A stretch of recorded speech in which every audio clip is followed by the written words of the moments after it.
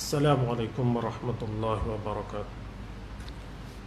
الفاتحة. أعوذ بالله من الشيطان الرجيم. بسم الله الرحمن الرحيم. الحمد لله رب العالمين الرحمن الرحيم مالك يوم الدين إياك نعبد وإياك نستعين اهدنا الصراط المستقيم صراط الذين أنعمت عليهم غير المغضوب عليهم ولا الضالين. بسم الله الرحمن الرحيم. الحمد لله رب العالمين والصلاة والسلام على أشرف الأنبياء والمرسلين وعلى آله وصحبه أجمعين. سبحانك لا علم لنا إلا ما علمتنا إنك أنت العليم الحكيم. رب اشرح لي صدري ويسر لي أمري واحلل عقدة من لساني يفقهوا قولي. اللهم علمنا ما ينفعنا وانفعنا بما علمتنا وزدنا علما يا أرحم الراحمين. وأرنا الحق حقا وارزقنا اتباعه وأرنا الباطل باطلا وارزقنا اجتنابه وجعلنا ممن يستمعون القول فيتبعون أحسنه وأدخلنا برحمتك في عبادك الصالحين.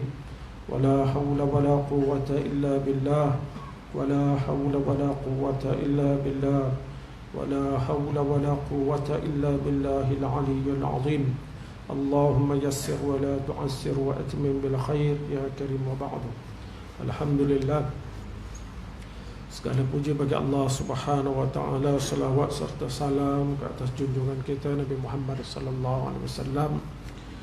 Mudah-mudahan kita sentiasa dicurahkan keridaan oleh Allah Subhanahu wa taala kepada kita dan diberikan syafaat Nabi sallallahu alaihi wasallam di akhirat nanti.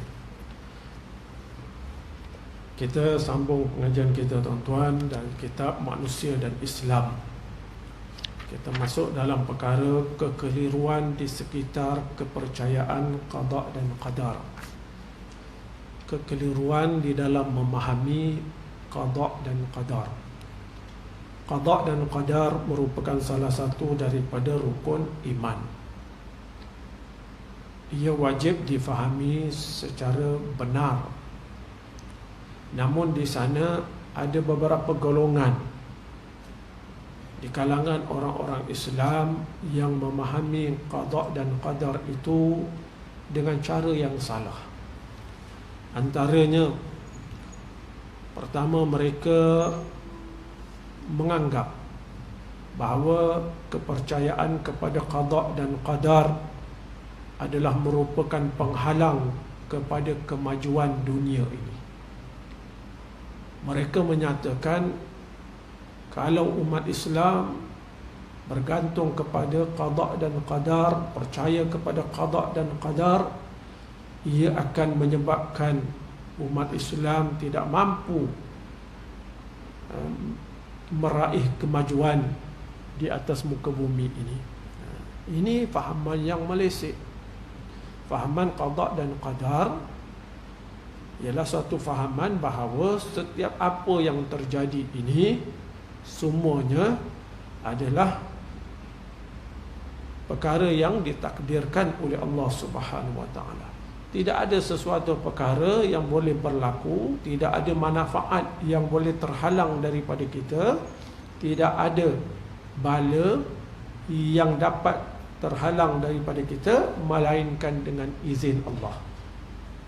Kita tak mampu mendapat manfaat, kita tak mampu menolak mudarat melainkan dengan izin Allah. Sepatutnya bertambah kuatlah umat Islam. Tapi ada satu golongan menyangka kepercayaan kepada qada dan qadar itu menyebabkan manusia ini tidak mampu mencapai kemajuan. Ialah kalau kita faham qada dan qadar, lepas tu kita tak usaha, memanglah.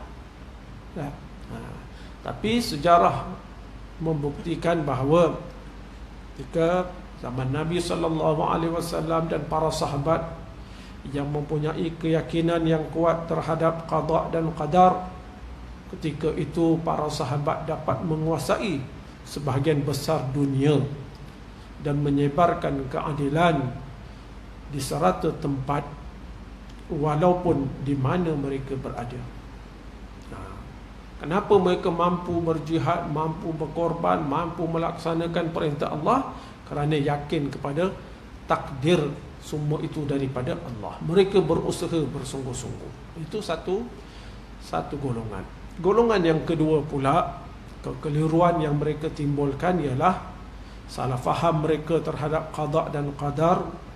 Ialah mereka menyangka, memahami bahawa manusia ini tidak perlu berusaha, tidak perlu berikhtiar, duduk saja je. Kerana apa? Kerana pada anggapan mereka, semua yang ada di atas muka bumi ini telah ditentukan oleh Allah Subhanahu wa ta'ala. Allah dah tentukan semua, kita tak perlu buat apa-apa. Itu fahaman Jabariyah. Jadi apa yang berlaku semua Allah dah tetapkan, jadi tak perlulah kita nak usaha dan sebagainya. Ini adalah merupakan fahaman yang salah, fahaman yang tidak betul.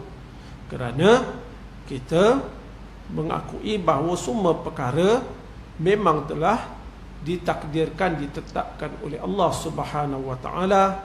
Namun Allah Subhanahu wa ta'ala memberikan daya ikhtiar dan usaha terhadap manusia sesuai dengan pengalaman manusia itu, sesuai dengan sebab musabab, hukum sebab musabab. Kita usahalah. Yang ketiga, kekeliruan yang timbul ialah fahaman qadariyah, yang mempunyai fahaman bahawa manusia ini bebas. Manusia ini bebas, sebebas-bebasnya. Manusialah yang menentukan sama ada dia maju ataupun mundur. Manusialah yang menentukan dia berjaya ataupun tidak. Manusia saja. Tidak ada kena-mengena dengan Allah Subhanahu wa ta'ala. Itu fahaman qadariyah. Ini juga fahaman yang bercanggah dengan fahaman yang sebenarnya. Manusia memang ada ikhtiar, memang diberi kuasa untuk memilih, ikhtiar, berusaha. Namun segala apa yang dilakukan oleh manusia itu tidak memberi kesan, melainkan apabila sesuai dengan kehendak Allah Subhanahu wa ta'ala. Boleh tak? Boleh baca? Baik. Beriman kepada qada dan qadar adalah satu daripada rukun iman dalam Islam. Qada dan qadar dalam pengertian sehari-hari selalu disebut dengan sebutan takdir. Takdir menentukan. Qada dan qadar susah nak sebut, maka disebut takdir. Ini telah ditakdirkan oleh Allah. Rukun iman yang terakhir itu hendaklah kaum muslimin berhati-hati memahaminya. Kemudian hendaklah disertai dengan iman dan ilmu yang benar. Disertai dengan iman dan ilmu yang benar. Ini benda yang kena jaga-jaga. Jika tidak faham dengan fahaman yang benar, mungkin akan mengakibatkan orang tergelincir mengikut akidah yang sesat. Kekeliruan umum terhadap qada dan qadar atau kepercayaan kepada takdir itu, segala untung nasib baik dan buruk seseorang manusia itu telah ditetapkan secara pasti oleh Tuhan. Oleh itu, kenyataan yang diterima oleh tiap-tiap manusia hendaklah diterima dengan sabar. Tapi kita usaha. Bila kita dah usaha, apa saja yang Allah takdirkan, maka kita redha dengan takdir itu. Kita usaha lagi. Tidak ada putus asa di dalam kamu seorang yang beriman. Tidak ada putus asa.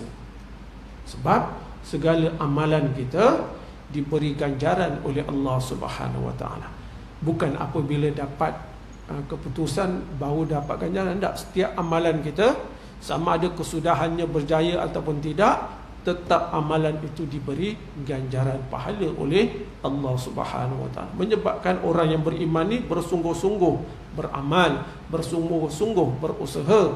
Sekiranya gagal, dia usaha lagi. Namun di dalam Al-Quran, perkataan qada dan qadar mempunyai pelbagai jenis makna.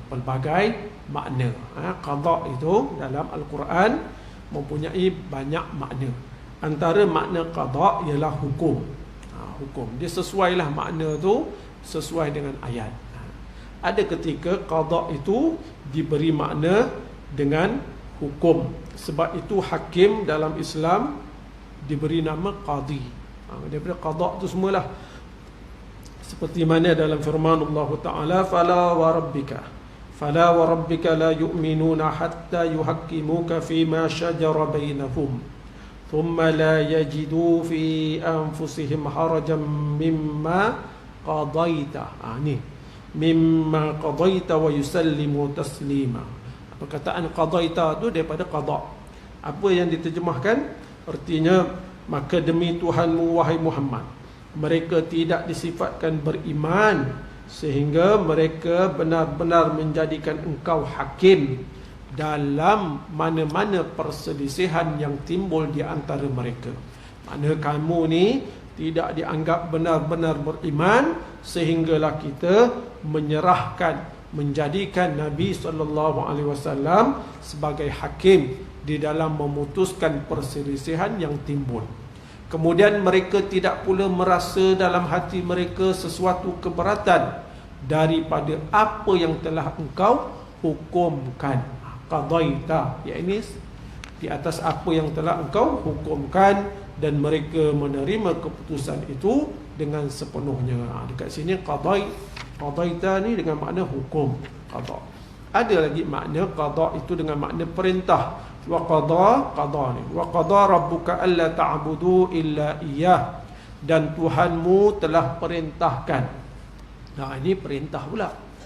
Tuhan kamu telah perintahkan supaya engkau tidak menyembah melainkan kepadanya semata-mata. Muka surat 126. Tu Maulana. Kan qada ni dengan makna perintah. Perintah. Tadi hukum ni perintah. Yang ketiga pula, qada ni kadang-kadang datang dengan makna memberitakan, memberitakan. Ya, ini menyatakan. Wa qadaina, qada tu daripada perkataan root word ke qada. Wa qadaina ila bani Israil fil kitab la tufsidunna fil ardi marratain. Dan kami menyatakan, qadaina ini kami menyatakan, memberitakan kepada Bani Israel dalam kitab Taurat, sesungguhnya kamu akan melakukan kerosakan di bumi 2 kali. Ada pula qada dengan makna, sana dia tulis memberitakan, tidak menetapkan. Dengan makna menetapkan. Idza qada amran fa innama yaqulu lahu kun fayakun. Apabila Allah hendak menetapkan, qada makna menetapkan sesuatu perkara, maka dia hanyalah berfirman jadilah engkau, lalu jadilah ia. Dekat sini menunjukkan qada itu mempunyai pelbagai jenis makna. Ada makna menjadikan. Wa qadahunna, ini wa qadahunna sab'a samawati fi yawmain. Lalu ia Allah menjadikan 7 langit dalam 2 masa. Jadi semua yang ada ni menunjukkan kepada kita qada itu maknanya satu hukum, satu perintah, satu ketetapan, satu yang Allah tetapkan. Itu qada. Yang Allah tetapkan. Baik. Dan qadar pula, kemudian pengertian qadar dalam Al-Quran dapat kita fahaminya bahawa qadar itu ialah suatu peraturan umum yang telah diciptakan Allah untuk menjadi dasar alam ini, yang terdapat undang-undang alam atau dalam istilah Islam sunnatullah yang abadi, yang manusia juga berjalan di atas sunnah Allah Subhanahu wa taala. Makna qadar ini sesuatu yang telah Allah qadarkan, tentukan.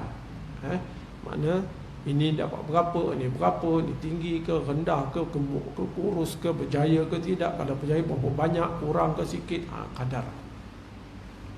Dia qadar. Semua itu Allah tetap. Inna kulla syai'in khalaqnahu biqadar. Sesungguhnya Allah menciptakan tiap-tiap sesuatu menurut kadarnya. Dia kata takdir menurut kadar. Allah tetapkan setiap sesuatu menurut kadar. Kadar yang Allah tentukan. Satu kadang-kadang kita buat sesuatu berjaya, kadang tak berjaya. Berjaya pula kadang-kadang dapat untung RM50, kadang-kadang RM100, kadang-kadang RM1000. Itu. Wa kana amrullahi qadaran maqdura. Dan ingatlah perintah Allah itu adalah satu ketetapan yang ditentukan berlakunya. Satu ketetapan yang Allah tetapkan. Habis. Sekarang ada satu soalan.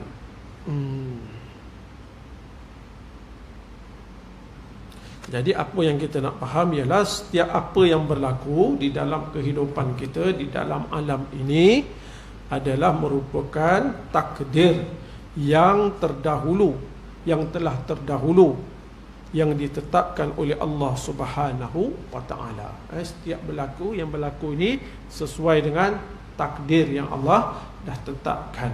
Okey, habis.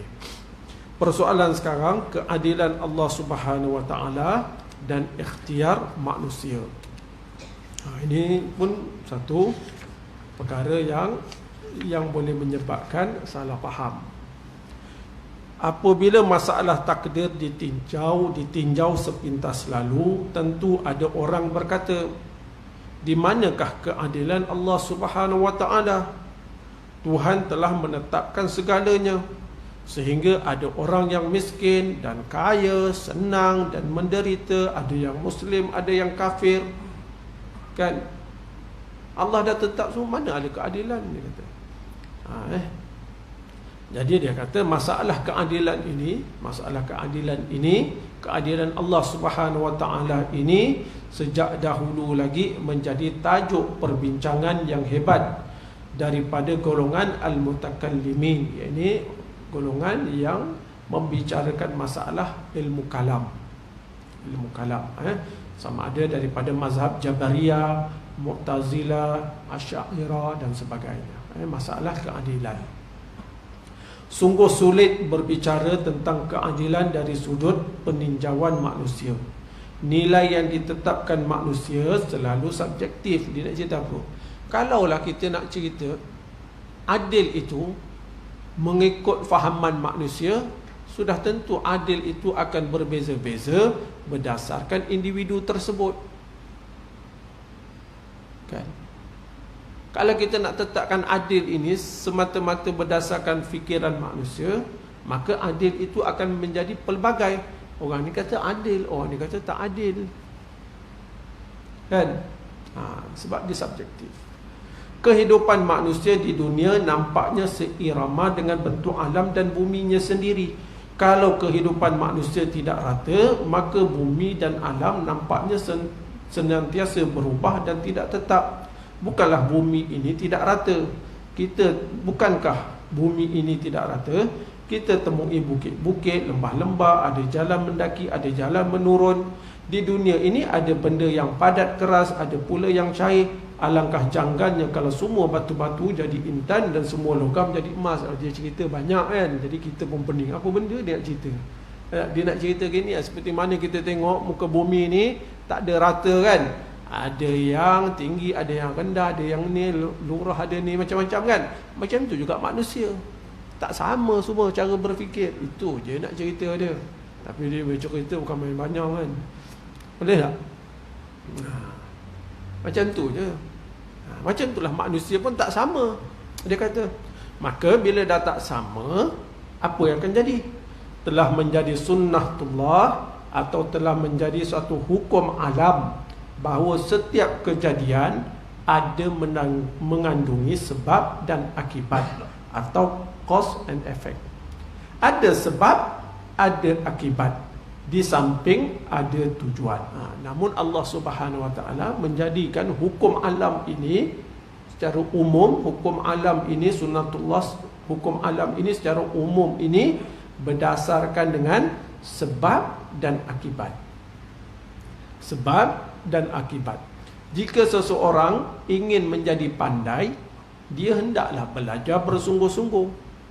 Allah dia jadikan macam tu. Nak pandai, belajar. Tapi adakah orang yang belajar sungguh-sungguh pasti akan berjaya? Belum tentu. Itu bergantung kepada ketentuan Allah Subhanahu Wa Taala. Namun untuk memudahkan kita, maka diberi hukum alam ini, sunnatullah. Kalau kamu nak buat sesuatu, cari sebab dia, barulah dapat akibat dia. Jangan tak ikut sebab musabab ni, sebab akibat ni, jangan. Kalau hendak menjadi profesor, masuklah universiti. Memanglah ada.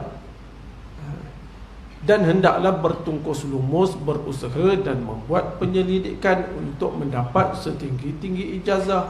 Jika berusaha demikian, insya-Allah. Selalu kata insya-Allah, insya-Allah. Apa makna insya-Allah? Bila kita sebut insya-Allah tu, apa yang kita faham? Kita rajin insya-Allah, insya-Allah, insya-Allah, insya-Allah. Apa yang kita faham? InsyaAllah kalau dikehendaki oleh Allah. InsyaAllah kalau Allah kehendaki. Jemputlah datang rumah ni, InsyaAllah. Kalau Allah kehendaki sampai, takdirkan sampai, InsyaAllah boleh sampai. Boleh.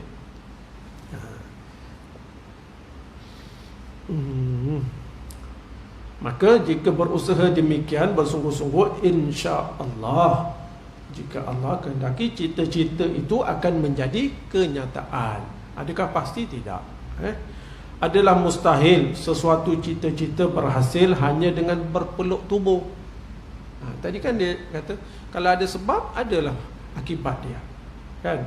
Ada sebab, ada akibat. Mustahil lah satu benda itu terhasil dengan berpeluk tubuh. Oleh sebab itu, wajib faktor usaha atau ikhtiar daripada manusia sendiri. Maka perlulah ada ikhtiar dan usaha daripada manusia. Sebab itu ajaran yang diajar oleh golongan Jabariyah, yang mana manusia tidak, yang mana Jabariyah kata apa? Manusia semua tidak bebas, semua terikat dengan pasti, adalah mengelirukan. Jadi bila macam tu, fahaman Jabariyah ni tak betul lah. Dia kata semuanya Allah dah tetapkan. Tidak. Memang Allah tetapkan semua, tetapi akhirnya semua serah kepada Allah. Tapi kita disuruh usaha sesuai dengan sebab dan akibat. Sebab dan akibat. Baik. Dia kata kesalahan memahami takdir atau qada boleh membawa akibat buruk dalam diri dan kehidupan manusia. Akibat salah memahami takdir Tuhan, dia serah saja pada Tuhan. Ini Allah dah takdirkan, Allah dah takdir, kita tak payah usaha apa-apa. Musuh datang menyerang negara, tak apa, kalau Allah nak bagi kemenangan, pasti kita akan menang. Dia buatnya tu. Tak ada usaha, tak ada apa. Ini maksiat berlaku ni, disuruh kita amal ma'ruf, tak payah. Kalau Allah nak benda tu baik, dia akan jadi baik. Dia jadi macam tu. Ni fahaman yang tak betul ni. Pasal dia kata semua Allah dah takdir, semua Allah dah takdir. Inilah fahaman yang menyebabkan alam Islam menjadi mundur apabila salah faham pada masalah takdir ini. Takdir ini adalah kepercayaan setiap perkara berlaku dengan kehendak Allah. Namun kita disuruh berusaha. Usaha ni macam-macam cara lah. Pada suatu masa Sayyidina Umar Al-Khattab bersama satu rombongan hendak masuk ke sebuah kampung. Beliau mendapat laporan bahawa di kampung tersebut sedang berlaku penyakit berjangkit, lagi berbahaya. Berlaku penyakit berjangkit. Setelah Sayyidina Umar radhiyallahu an mendengar berita itu, maka Khalifah Sayyidina Umar mengajak rombongannya kembali. Tak payah masuk kampung tu, tak payah. Tak payah kita pergi kampung tu, sebab kampung tu sekarang kena ada penyakit ta'un. Maka Sayyidina Umar kata tak payah. Kita balik, tak payah masuk. Tiba-tiba ada di kalangan mereka yang salah faham. Dia kata apa? Apakah tuan takut dengan takdir Allah? Kenapa kita kembali? Masuk je. Kalau Allah takdirkan kita dapat penyakit, pasti dapat. Kat mana kita duduk pasti dapat. Kalau Allah takdirkan kita sehat, masuk ke kampung tu pun pasti sehat. Dah. Kan? Tak yakin ke dengan takdir Allah? Dia kata. Dia kata pada Sayyidina Umar Al-Khattab. Maka kata Sayyidina Umar Al-Khattab, kita lari daripada takdir Allah Subhanahu Wa Taala menuju kepada takdir Allah Subhanahu Wa Taala. Sama ada kamu masuk pun ikut takdir Allah, kalau kamu tak masuk pun ikut takdir Allah. Kita tak akan mampu masuk melainkan dengan kehendak Allah. Kita tak mampu keluar daripada kampung itu melainkan dengan kehendak Allah juga. Tapi kita diberi akal mengikut hukum alam supaya fikir, berusaha sesuai dengan hukum alam. Kan? Tapi kadang-kadang kita tengok ada orang kan, dia nak tunjuk keyakinan dia, dia minum racun. Ni racun tikus ni, dia minum. Kan ada kan dekat YouTube kan? Kan? Ada kan? Ni racun ni. Dia nak tunjuk keyakinan dia, dia pun minum. Tiba-tiba memang tak mati. Tak mati. Adakah kita boleh buat macam tu? Cuba. Saya bagi RM1,000. Ada? Itu tak disuruh ikut. Sebab mengikut hukum alam, hukum sunnah, sebab musabab, kalau makan racun, minum racun, mendatangkan mudarat. Kita ikut hukum tu lah. Ada pun individu ni tidak mudarat dengan minum racun, itu kerana Allah takdirkan macam tu. Dia tidak mudarat. Itu je lah. Adakah guna untuk semua orang? Tidak. Boleh. Dan macam tu juga kita pun tidak kata bila minum racun pasti mati. Tidak juga. Ya tak? Tidak juga. Kemenangan yang cemerlang oleh pahlawan-pahlawan Islam pada zaman dahulu adalah kerana beriman kepada takdir dan qada dan qadar yang benar. Pasal tu sahabat-sahabat dulu hebat. Pejuang-pejuang dahulu hebat kerana benarnya fahaman mereka tentang takdir ini. Begitulah iman yang ada pada pahlawan Islam Khalid bin Al-Walid dalam merebut kerajaan Parsi. Amru bin Al-As, bukan Umar, Amru bin Al-As untuk menakluki Mesir, dan panglima perang Tariq bin Ziyad yang merintis jalan menakluki tanah besar Sepanyol. Jauh itu. Tapi orang Islam, sahabat ni boleh sampai. Boleh yakin kalau Allah tetapkan kemenangan, pasti akan menang. Kita usaha. Usaha je lah. Kesudahan tu, itu serah pada Allah. Bukan urusan kita. Urusan kita apa? Fikir bagaimana nak berusaha. Menang kalah, jangan kita fikir. Itu bukan kerja kita. Itu bukan kerja. Tapi kita sekarang ni sibuk fikir keputusan. Sibuk fikir keputusan. Itu bukan kerja kita. Buat apa kita fikir? Kita fikir usaha kita, apa yang patut kita buat. Itu je. Kan? Jadi manusia hendaklah berusaha kerana kemenangan itu adalah hasil dari perjuangan dan usaha yang gigih. Okay. Am hasibtum an tadkhulul jannata walamma ya'lamillahu alladhina jahadu minkum wa ya'lamas sabirin. Adakah kamu menyangka bahawa kamu akan masuk syurga padahal belum lagi nyata kepada Allah wujudnya orang yang berjihad, yang berjuang bersungguh-sungguh di antara kamu? Apakah kamu fikir kamu boleh masuk syurga sebelum kamu diuji? Sebelum terbukti di kalangan kamu benar-benar berjihad? Maknanya kena usahalah. Kena usaha. Dan belum lagi nyata wujudnya orang-orang yang sabar, yang sabar di dalam perjuangan. Jadi kena usaha. Nak syurga kena usaha. Namun masuk syurga itu bukan kerana amalan kita, tapi dengan rahmat Allah Subhanahu Wa. Tapi kita disuruh usaha. Maknanya senang cerita macam mana? Orang Islam ni senang cerita apa? Usaha je lah. Kesudahan tu apa? Itu serah pada Allah Subhanahu Wa Taala.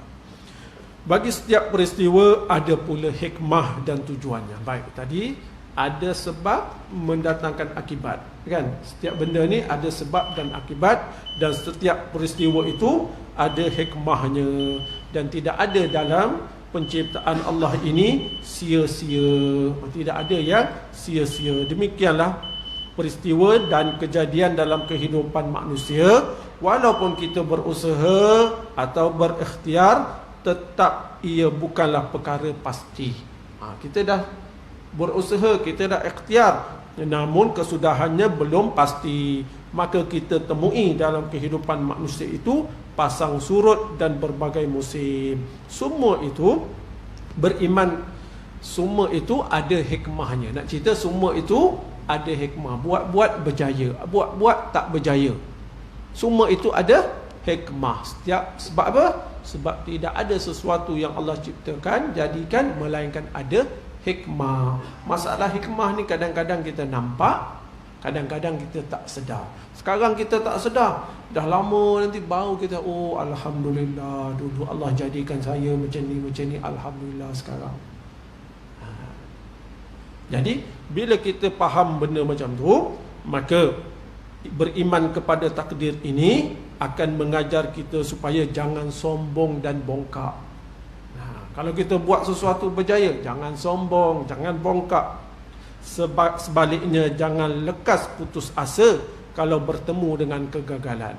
Kalau gagal, jangan putus asa. Hari ini tidak akan selama-lamanya malam, dan bintang yang naik dan bintang yang ada, bintang yang naik, ada bintang yang turun. Macam itulah. Kalau kita berjaya, kita boleh tak? Kita Alhamdulillah. Sombong jangan. Kalau kita buat sesuatu tidak berjaya, jangan putus asa, pergi gantung diri lah apa ke. Jangan. Sebab semua yang Allah tetapkan ada hikmahnya. Berjaya tidak, semuanya ada hikmah. Inilah fakta yang wujud. Hidup ini merupakan perubahan yang tak berhenti-henti. Sebab itu dunia ini dikatakan sebagai tempat ujian. Wallahu ta'ala a'lam. Maka percaya kepada qada dan qadar ialah suatu keyakinan yang membawa kemajuan kepada diri seseorang. Membawa kepada keyakinan segala sesuatu itu adalah sesuai dengan apa yang ditakdirkan oleh Allah, dan apa sahaja yang kita usahakan maka diberi ganjaran oleh Allah Subhanahu wa taala. Wallahu taala a'lam. Subhanakallahumma wa bihamdik, asyhadu an la ilaha illa anta, astaghfiruka wa atubu ilaik. Bismillahirrahmanirrahim. Wal 'asr innal insana lafi khusr illa alladhina amanu wa 'amilus solihat wa tawassaw bil haqq wa tawassaw bis sabr. Assalamualaikum warahmatullahi wabarakatuh.